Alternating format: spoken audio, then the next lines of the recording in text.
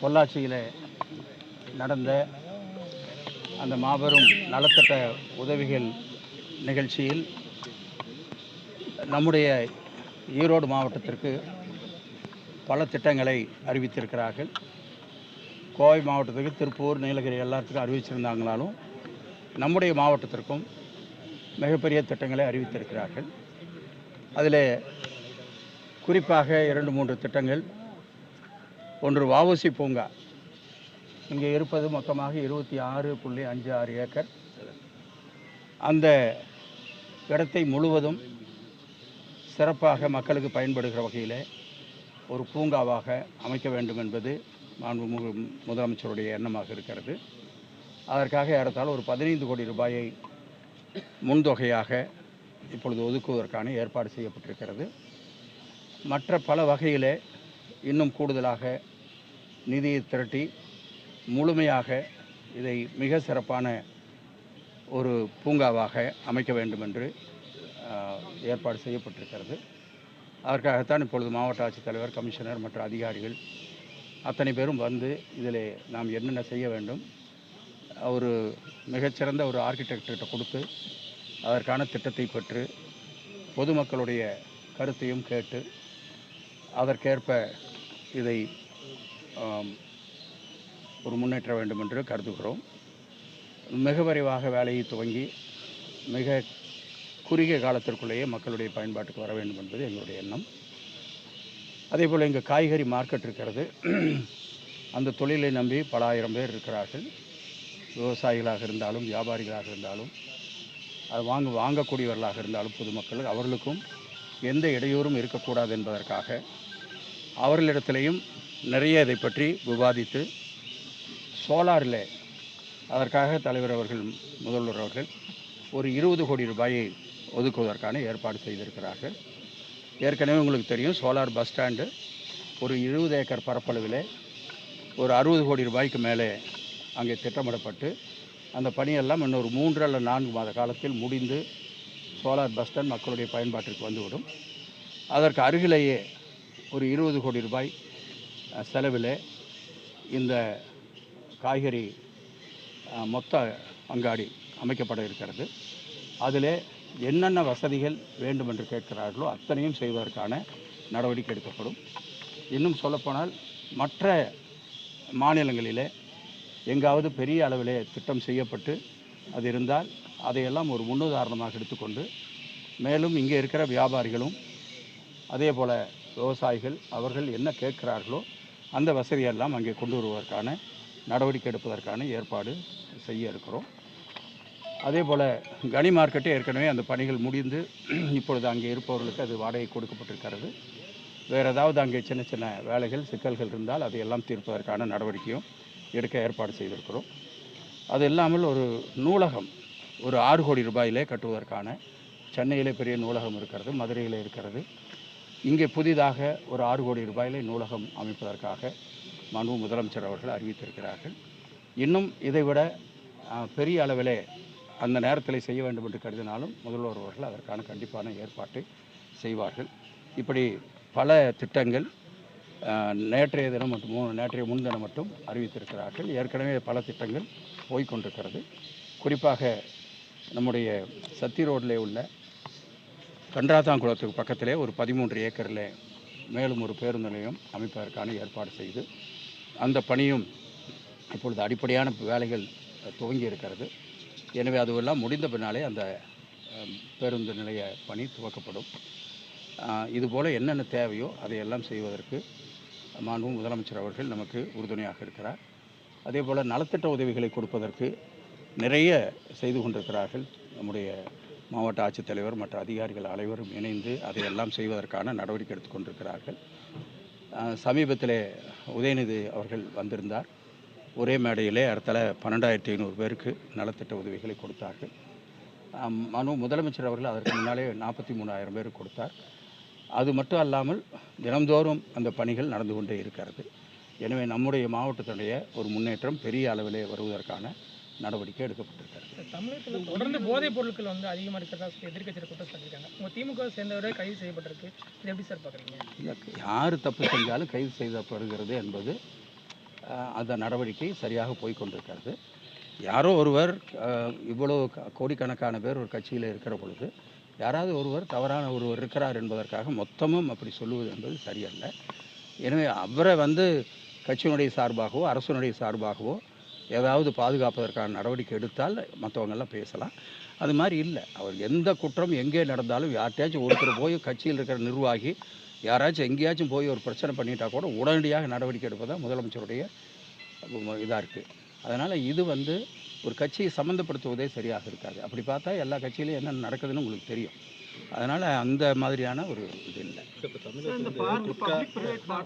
இல்லை இண்டிவிஜுவலாக கவர்மெண்ட் மாத்திரம் செய்யுதுங்களா? அப்புறம் டிஜிட்டல் ஏற்கனவே இருக்க சென்ட்ரல் லைப்ரரி இடிச்சுட்டு அங்கே 6 கோடியில் வருதுங்களா? இல்லை, அது வந்து நாங்கள் எந்த இடத்துல வரும் என்னங்கிறத நாங்கள் வந்து அது சொல்கிறோம். இது பார்க்க பொறுத்தவரையிலும் PPP மெத்தடில் தான் பண்ணுறதுக்கு உண்டான ஏற்பாடு செய்யப்பட்டிருக்கிறது. எனவே அந்த ஆய்வில் தான் எல்லாமே முடிவு பண்ணி பண்ணுவாங்க. முதலமைச்சர் மஞ்சளுக்காக ஏசி கோடவுன் சொல்லியிருக்காரு. ஆமாம். அது எங்கே சார் வருது? இல்லை, அதுக்கும் இடம் வந்து இப்போ சொல்லல முதலமைச்சர். அல்ல, அதுக்கும் சூட்டபலான இடம் வந்து இப்போ தேடுறதுக்கு ஆரம்பிச்சிருக்காங்க. ஏற்கனவே பார்த்து வச்சுருக்காங்க. இருந்தாலும் மக்களுடைய கருத்தையும் கேட்டு விவசாயிகளுடைய கருத்தையும் கேட்டு. மஞ்சள் வணிக வளாகத்தில் வருதுங்களா அங்கே? இல்லை, அது வந்து அது ஒன்றும் டிசைட் பண்ணல, பண்ணிட்டு சொல்கிறோம். ஆமாம் ஆமாம் ஆமாம். இல்லை, அது வந்து அந்த திட்டத்தில் வரும்பொழுது முடிவு பண்ணலாம். வவ்வால் ஒன்றும் பண்ண முடியாது. நாம தான் பாதுகாப்பாக போய்க்கணும். அவங்கள வெளியில் அனுப்ப முடியாது. தண்ணி வந்த அடுத்த நாள் ஓப்பன் பண்ண போகிறோம். சார், இப்போ நீங்கள் ஸ்மார்ட் சிட்டியில் நிறைய ஸ்கீம் பண்ணிருக்கீங்க. இப்போ நம்ம இந்த 80 அடி சாலை ப்ரொப்போசல் என்ன ஸ்டேஜில் இருக்குது? ஏன்னா நிறைய விரிவாக்கம் நிறைய பண்ணியிருக்கீங்க. அது வரதுக்கு வாய்ப்பு இருக்கா இல்லையா? நான் அதை பற்றி பின்னாடி பேசுகிறேன். அதை பற்றி பின்னாடி பேசுகிறேன். வந்து 6 கோடிக்கு இதை வந்து ரெனோவேஷன் பண்ணாங்க. ஏங்க சார் மறுபடியும் இதிலே மறுபடியும் இன்வெஸ்ட் பண்ணி இப்போ தான் பண்ணி கிட்டத்தட்ட 2 இயர்ஸ் கூட ஆகல. 6 கோடி இன்வெஸ்ட் பண்ணியிருக்கீங்க. இல்லை, அது வந்து எல்லாம் சரியாக இருக்கான்னு பாருங்கள், விட்டுறலாம். இல்லை இன்னும் நிறைய டெவலப் பண்ண வேண்டி இருக்குல்ல. அது 6 கோடி இன்வெஸ்ட் பண்ணியிருக்காங்க சார். அது பண்ணியிருக்காங்கன்னா இல்லை சன்னு தான் இதை எடுத்து செஞ்சாருந்தோம். இங்கே பண்ணாக்க இப்போ இந்த ஹேண்ட் ரயில்ஸ் எல்லாம் நீங்கள் பார்க்குறீங்க. இப்போ அதெல்லாம் வந்து புதுசாக போட்டது, ஏற்கனவே அப்படி இல்லை.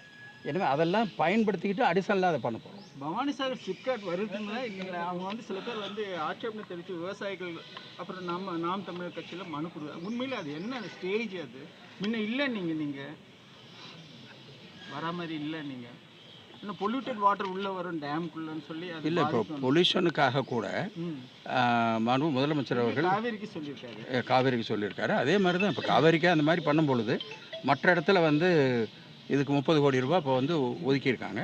மற்ற இடத்துல பொல்யூஷன் இல்லாமல் பார்த்துக்க வேண்டும். இப்போ வந்து உங்களுக்கு தெரியும், பெருந்துறை சிப்காட்டில் நடந்தது. 40 கோடி ஒதுக்கியிருக்கோம்.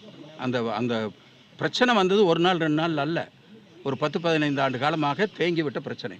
அதை தீர்ப்பதற்கு நடவடிக்கை எடுத்திருக்கிறோம். அதனுடைய நிலத்தடி நீரையே எடுத்து சுத்தம் பண்ணுவதற்காக தான் இந்த 40 கோடி ரூபாயில் ட்ரீட்மெண்ட் பிளான் போடுறோம். ஏற்கனவே இருக்கிற ட்ரீட்மெண்ட் பிளான்ட்டை ஒழுங்கு பண்ணுறதுக்காக நடவடிக்கை எடுத்திருக்கோம்.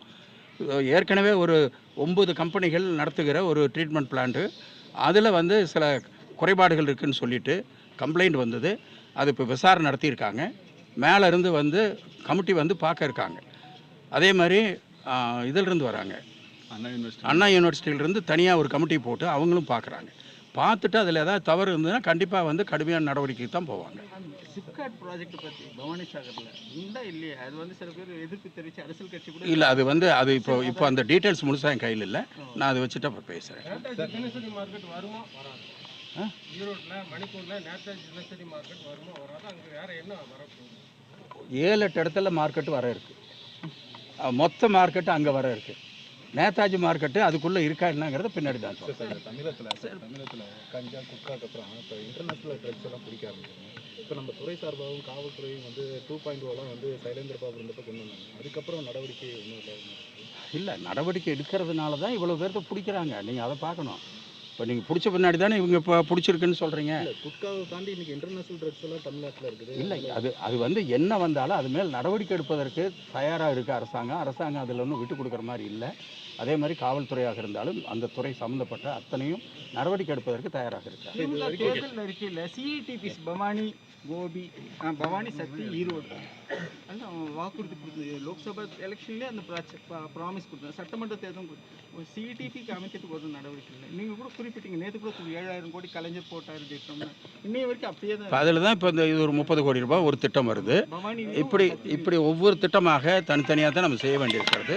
முதல்ல கலைஞர் இருக்கும்போது போட்டால் அந்த 7,000 கோடிங்கிறது கம்பைனாக எல்லாமே எடுத்து நம்ம வந்து கடலுக்கு கொண்டு போகிற திட்டம்.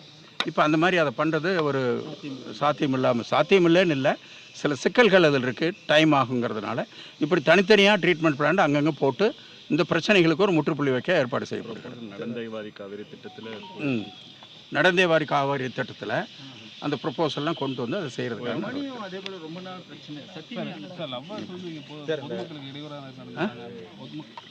காதலர்கள் வந்து பொதுமக்களுக்கு இடையூறாக நடந்துக்கிறாங்கன்னு சொல்லி குற்றச்சாட்டு இருக்கு.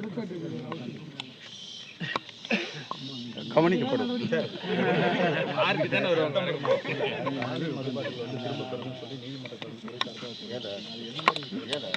இல்லை அது நீதிமன்றம் இப்போ இல்லை எல்லாமா ஸ்டேட்டு பூரா கொண்டு வர்றதுக்கான ஏற்பாடு செய்யப்பட்டிருக்கிறது.